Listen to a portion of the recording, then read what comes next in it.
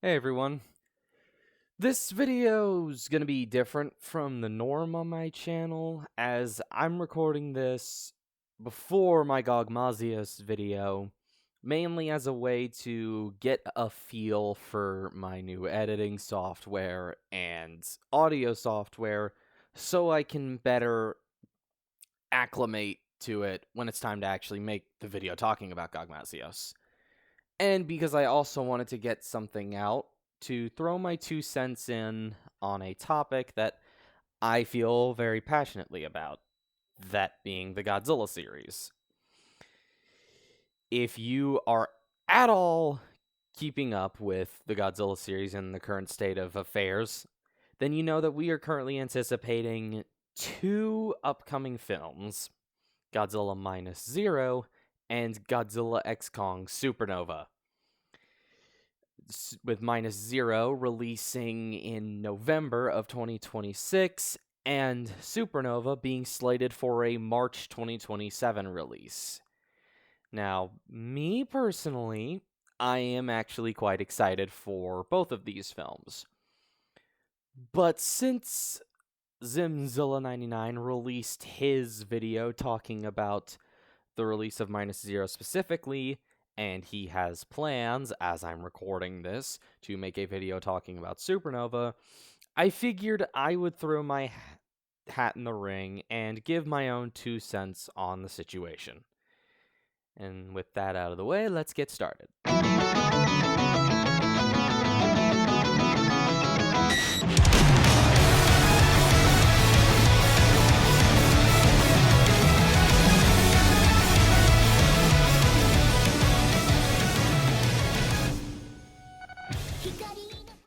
It's very clear, at least to me, that what we are seeing with the release of Minus Zero and Supernova, and previously Minus One and GXK The New Empire, is a fulfillment of a vision Toho has had ever since the mid to late 90s with the twilight years of the Heisei era. This original vision was to have two Godzillas at once, with one in America and one in Japan. And while the Japan one was on hiatus, the American one would be making films.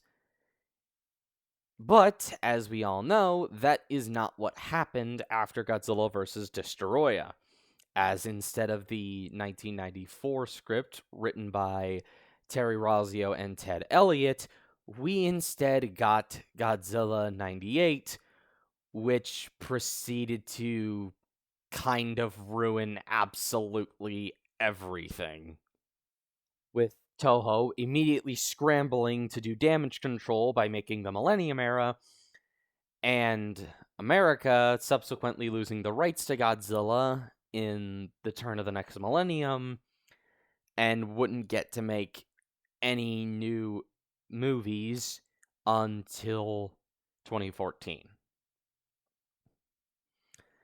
And on the topic of the Millennium Era, while I do think many of these films are at least decent, it is true that they underperformed, I think largely due to burnout of the kaiju genre, but primarily burnout that was caused by 98's failure as a movie to stir up any interest.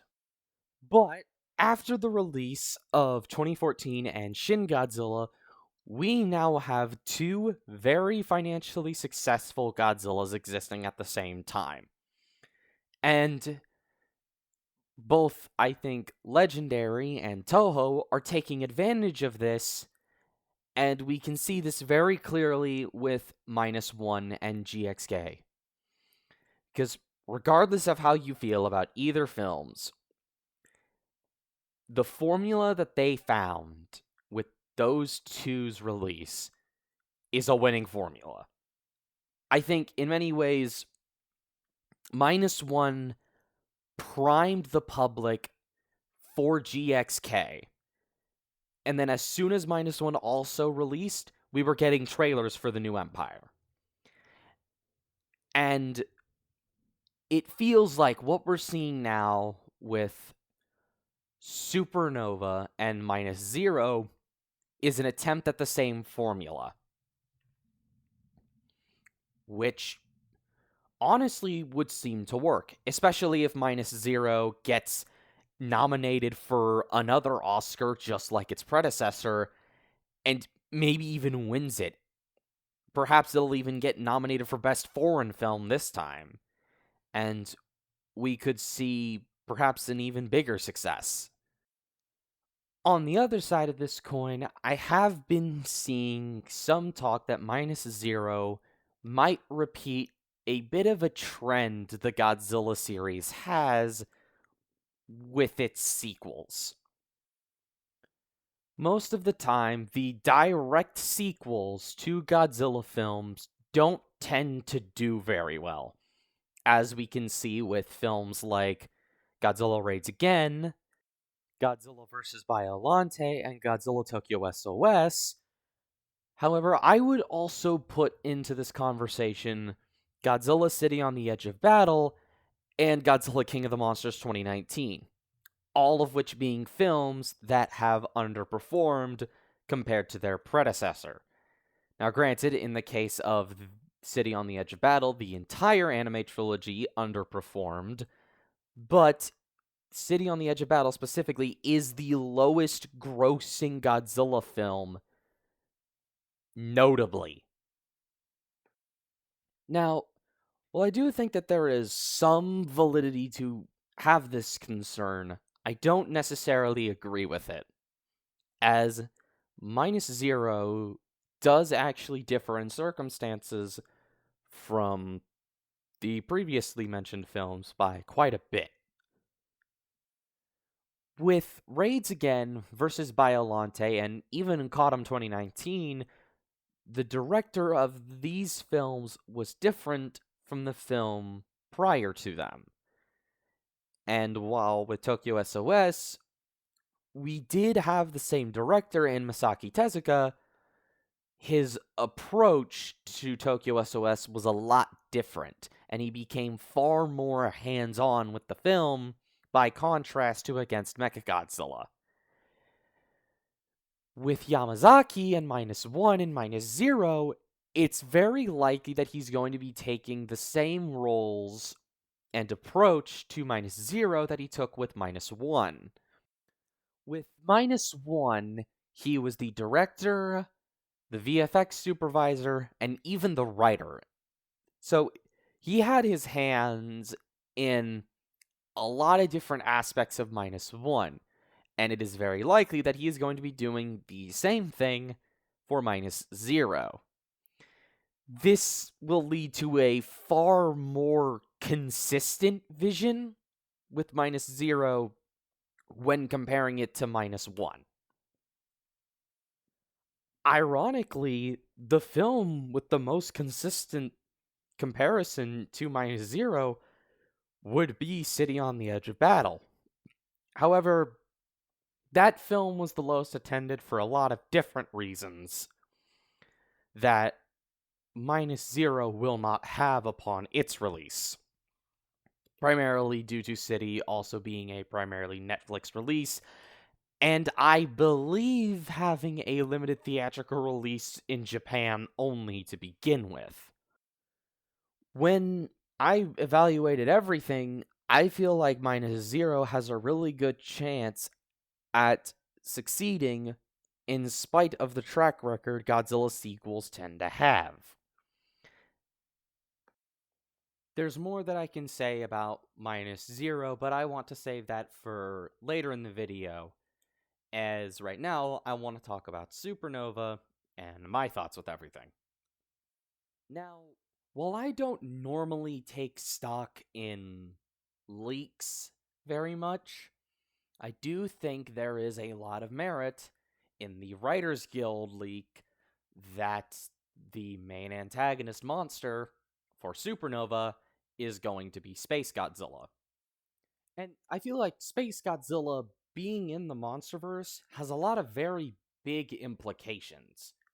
Because, like, regardless of what you think, whether or not you are excited for this film, or you're not, or you think it's going to be good, or you think it's going to be bad, because Space Godzilla is the first non-Big Five kaiju to make a big film appearance since Gigan in Godzilla Final Wars. And sure, we've had smaller cameos for some monsters like Orga, Kamakotis, and even Dagara in the anime trilogy, and Singular Point had Manda and Anguirus show up, but we're talking movies.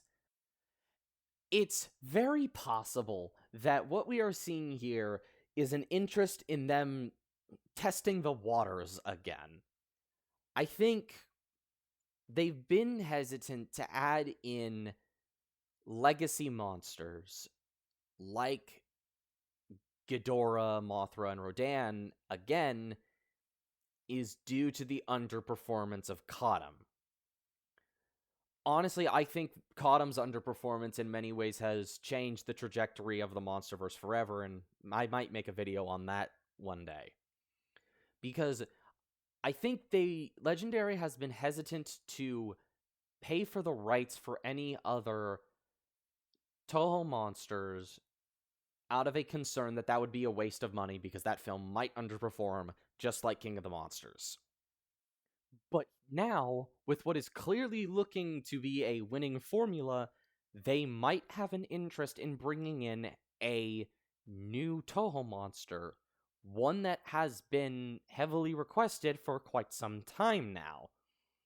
And if this film does succeed, which I am of the belief that Supernova is going to do well, in spite of the fact that it will be releasing a week after Sonic 4, and I believe a day after the resurrection of Christ. But back on topic. Space Godzilla being in a successful American Godzilla film, for lack of a better term, opens the floodgate. And suddenly, a lot of other monsters in the wider pantheon become viable. And the odds of us seeing other beloved monsters like Gigan and Biollante increase substantially. Not just for the Monsterverse, mind you, but for the Japanese films as well. I've seen a lot of talk about either Mothra or King Ghidorah being the enemy monster for Godzilla in -0. Now, while Mothra I could accept, King Ghidorah not so much. When it comes to King Ghidorah, I think we've been dealing with a bit of an oversaturation of him lately. Mothra less so, and I think that if she were to appear in -0 is also successful, which I believe it will be, as stated previously, it will probably have a similar effect to Space Godzilla being in Supernova, albeit to a lesser extent, given that Mothra appeared in the most recent film up to this current point. Now, in regards to enemy monsters and speculation, this leads into the final topic I wanted to discuss in this rambling session, that being people I feel getting ahead of themselves in regards to said speculation, and especially leaks. If you've been on the internet in the Godzilla fandom lately, you potentially have come across discussion of various leaks about Godzilla X Kong Supernova. Now, personally, I hate discussing leaks. I don't think they have any place in the discussion of a film prior to its release. I think it just causes needless confusion about what we can and can't take seriously, and I think it has a negative effect on people's expectations of the film. People will see these leaks, and they will suddenly have preconceived notions about what the film is going to be, rather than what the film actually is once they see it. I suppose this final section is more so just me giving something of a word of advice to any Godzilla fans looking forward to these films to just curb your expectations in regards to leaks and take any said leaks, if you see them, with a grain of salt. We don't even have trailers, like proper trailers for either of these films yet as I'm recording this. So just stay mindful about what you're reading and seeing out there. And I don't really have anything else left to say. I hope you all had a good time listening to me ramble about my dumb nerd stuff talking about a giant lizard. And I hope you have a good morning, day, afternoon, evening, or night, depending on when you're listening to me. And with all that said, this has been Kaiju Kuru. Have a good one.